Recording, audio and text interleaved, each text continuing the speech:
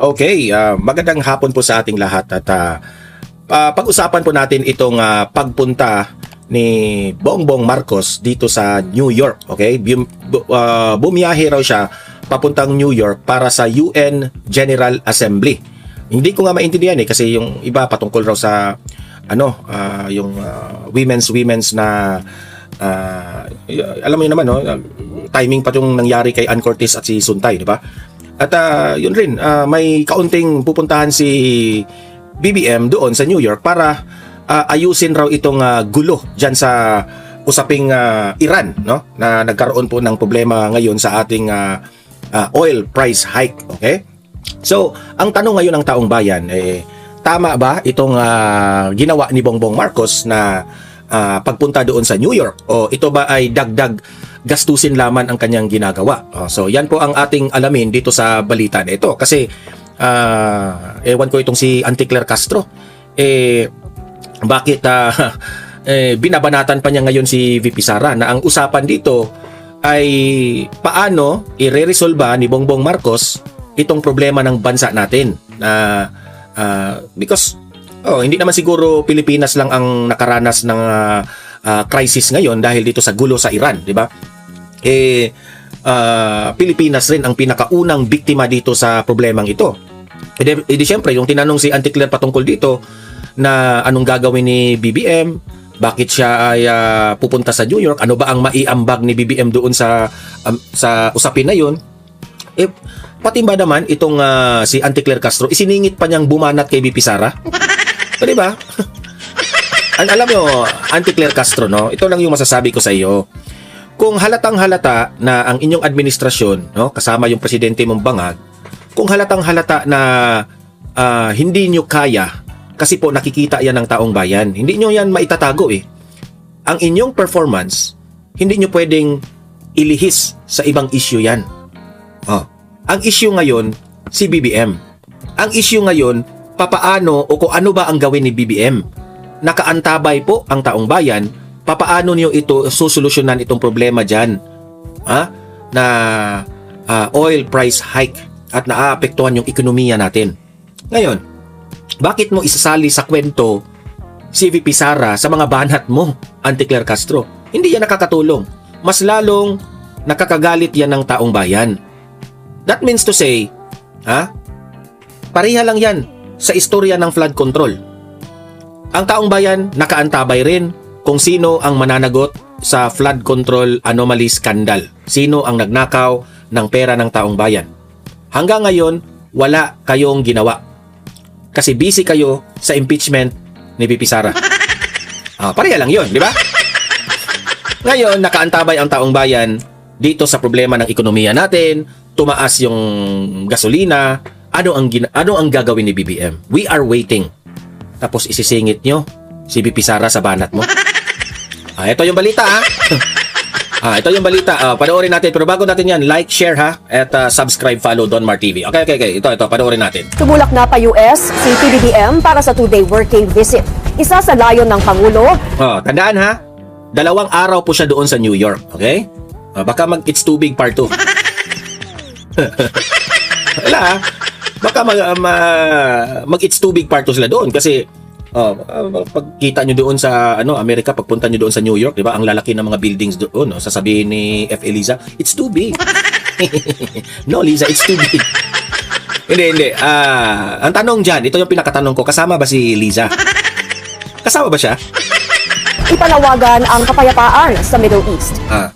Nananawagan daw siya ng kapayapaan kaya pumunta siya doon. Akala mo naman siya yung solusyon. Akala mo naman na may maiambag siya doon. Uy, gastos lang yung ginawa mo. Hirap na nga tayo. Kaya nga natatawa ko doon sa isang video Sabi niya doon, dapat ang gobyerno, ang mga lahat ng mga ahensya ng gobyerno ay magtipid tayo sa kuryente, magtipid tayo sa ganun, ganyan. Doon, kayo dyan sa Malacanang, bakit ang daming mga dinner party ninyo? Tayo lang ang pinatitipid niya, pero hindi sila magtipid sa Malacanang. Laging may party every night Laging may mga invited guest at mga bongga yung mga pagkain. Tayo mga Pilipino, magtipid tayo. Sila hindi. Di ba unfair? Ay nako. Yan ang Agenda Weekend Report ni Eileen Taliping ng Abante. Biyaheng New York, USA, si Pangulong Ferdinand Marcos Paano yan Laking New York sila New Yorker. Jr. nitong linggo ng umaga para sa 2 araw na pagdalo sa special session ng United Nations General Assembly simula March 9 at 10. Nakatakda ring magsalita ang presidente. Ako in my own opinion, sana hindi ka na lang pumunta dyan. Kasi hindi biro yan gastos yan. Millions yan or even billions ba ang magagasta niyan kung pupunta na naman siya dyan. Diba? Wala ka namang maiambag dyan. Sa 70th session ng Commission on the Status of Women na nagsusulong ng gender equality Gender equality pala. Yan women's blah blah blah ng mga event nila. at women's empowerment. Sa kanyang pagdalo sa aktibidad ng United Nations, inaasahang ibabahagi ng Pangulo ang kanyang pananaw sa tumataas na tensyon at krisis sa gitnang silangan dahil ang UN ang angkop na platform para manawagan ng kapayapaan sa Middle East para sa proteksyon ng mga sibilyan kabilang na ang overseas Filipino workers sa reyon. Napakahalaga po ng biyaheng ito. Nakakapalahalaga ng biyaheng ito. Dahil mag-part 2 na naman sila sa It's Too Big at abangan natin yan. Ito po ang tamang pagkakataon dahil sa mga nangyayari ngayon sa Middle East. Ang UN ang pinakaangkop na lugar upang manawagan ng ating Pangulo para sa kapayapaan sa Middle East at sa kaligtasan ng lahat ng mga sibilyan. Ito na. Kasi nandyan ka na ngayon sa New York, BBM. I would suggest na magpatulong ka dyan sa Amerika. Yung mga Pilipino natin dyan na naghihirap, no? Yung mga Filipinos affected by that Iran issue. Sana naman yun ang unahin mo, Mr. Bongbong Marcos. Huwag yung mga party-party nyo dyan. Seryoso tayo dyan, Lalo na ng ating mga kababayan. In fact, in 2 meetings, the President will offer a voice from our region, from developing countries, and call for restraint, respect for international law, including the UN Charter and humanitarian law, and for all concerned to return to the negotiating table for peace. Sasamantalahin din ng presidente ang pagkuha ng suporta para sa non-permanent seat ng Pilipinas sa UN Security Council para sa 2027-2028 na termino. Ayon kay Foreign Affairs Spokesperson Assistant Secretary Angelica Escalona, makakapulong ng Pangulo si UN Secretary General Antonio Guterres kung saan inaasahang bibigyang diin ito ang pangako ng Pilipinas sa UN sa prinsipyo ng multilateralism. Hindi kasama sa schedule ng Pangulo ang pakikipagkita sa Filipino community na karaniwang ginagawa sa mga biyahe nito sa ibang bansa. Kasama ng Pangulo sa kanyang biyahe sa New York sina First Lady Liza Araneta Marcos, Foreign Affairs Secretary Maria Kasama pala si F. Elisa. Kaya nga, inaabangan ng It's Too Big na yan. Teresa Lazaro, Migrant Workers Secretary Hans Leo Capdac, Presidential Communications Office Secretary Dave Gomez, at Presidential Peace Advisor Carlito Galvez. Para sa Agenda Weekend. So, kayo, mga audience dito sa Donmar TV, kayo nang mag-obserba dyan, ha? Tama ba yung kanyang pagpunta doon?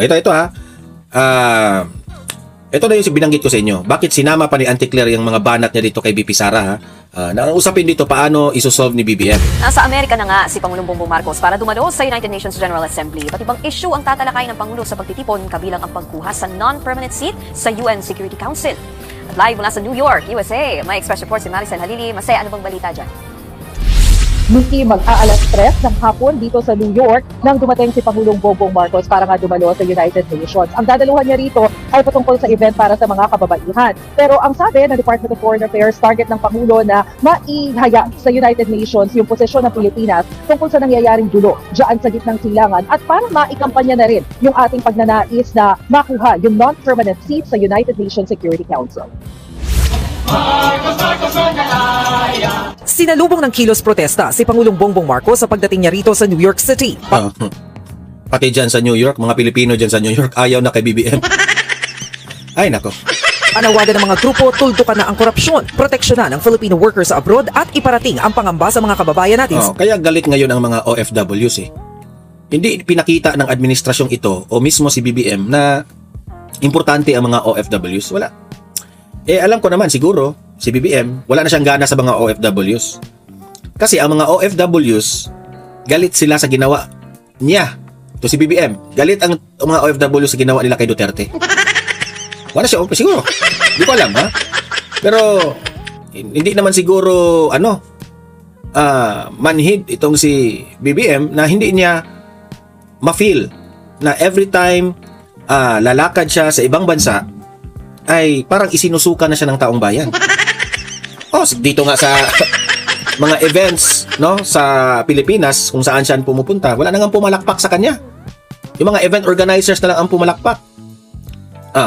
Dito sa, mas lalo na dito sa mga OFWs, na sila mismo ang pinakaunang maka-feel ng crisis. So, what do you expect, BBM? So, hindi mo ba tanggap na ayaw ka na ng mga Pilipino? Sa Middle East, may mga kumukwestiyon din sa timing na Yan ang attire ni BBM dyan sa New York. Very New York. Very New York. Kasi sa social media, umani ito ng sarit-saring reaksyon. Sabi ng iba na, siyempre, yung mga loyalista, ang galing ni BBM, ang gwapo-gwapo niya dyan.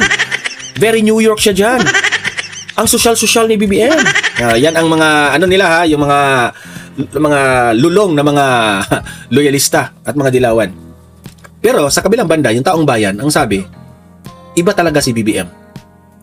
Malaki po ang kaibahan nila kay former President Duterte.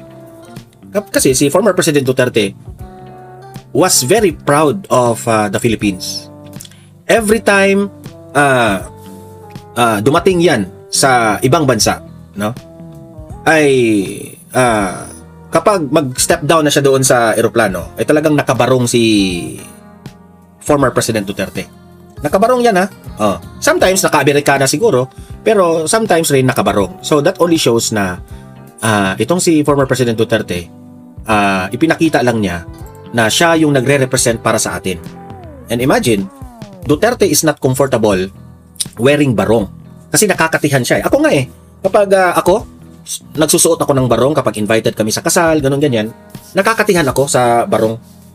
I think it's not, hindi yan nag-iinarte, ha. I think it's the texture of the cloth, no?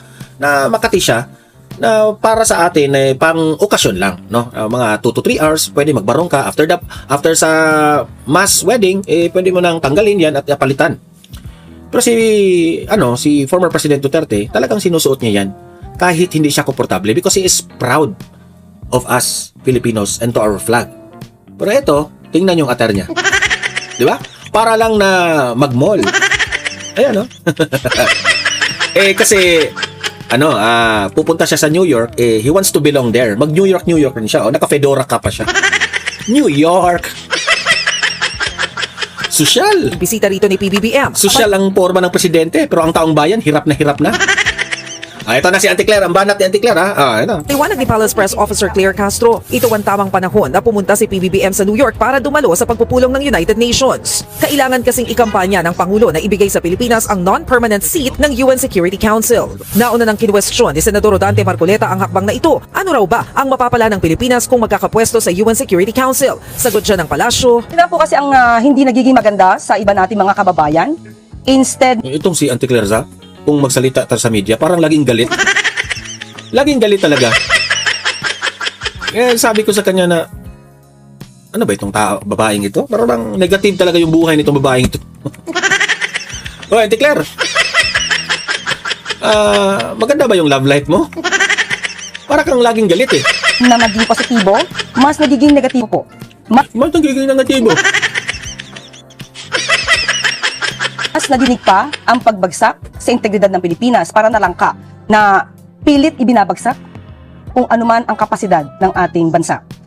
Ang pagiging miyembro po bilang sa isang non-permanent seat sa UN Security Council, ito po ay makapagbibigay ng boses sa Pilipinas upang makakapagbigay po ito ng pagkakataon upang makapaghubog ng mga pandaigdigang agenda or adhikain, pati na po makakasama sila para makapagbigay din po ng mga suwestyon para sa mga pagbibigay ng desisyon sa usaping pandaigdigang kapayapaan at seguridad.